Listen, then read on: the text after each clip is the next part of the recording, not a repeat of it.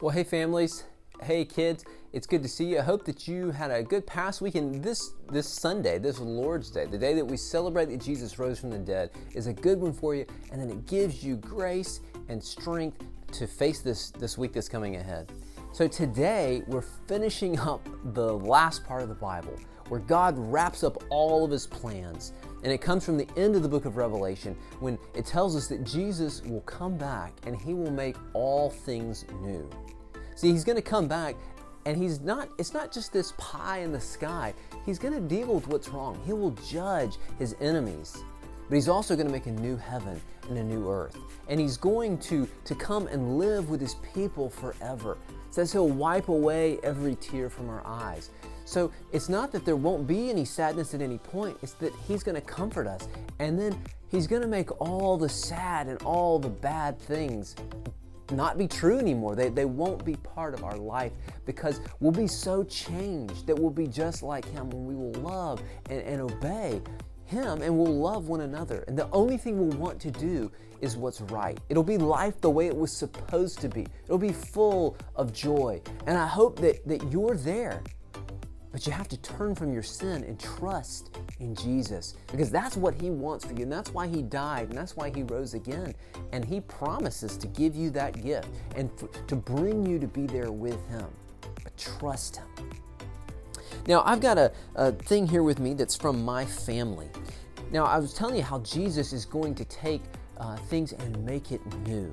Well, I've got this quilt here that my wife made, and I think that she had some help from her mom, and I'm not all sure of the details because, well, I can't sew. But there's all kinds of things. You see these different patterns and different kinds of cloth. And see, a lot of this came from scraps of cloth that my wife's mom, my mother-in-law, she's a great godly woman.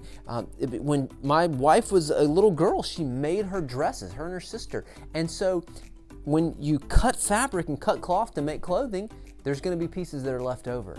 And there were. And she could have just thrown that away.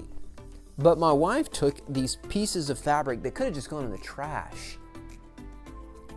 Had no use. But she made them, cut them, and stitched them together into this blanket. Now it's a big blanket. You could put it over a bed. It could keep you warm. But it's something that is sentimental to her. It's special to her because it's connected to something her mom did in love for her, and it can be something that can be passed down. And she can remember the love and the care that her mom had for her, and that she made these things for her.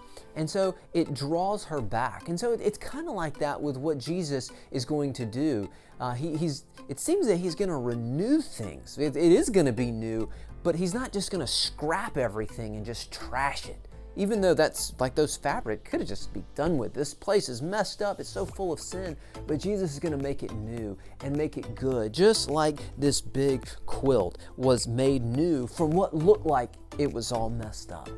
So those are some things for you guys to talk about at home and to look forward to when Jesus will make all things new. And ask Him for faith to press on until He does. Because right now we know He has not done that yet, but He has promised that He will return and He will make all things new and make all things right. I hope that you have a good week.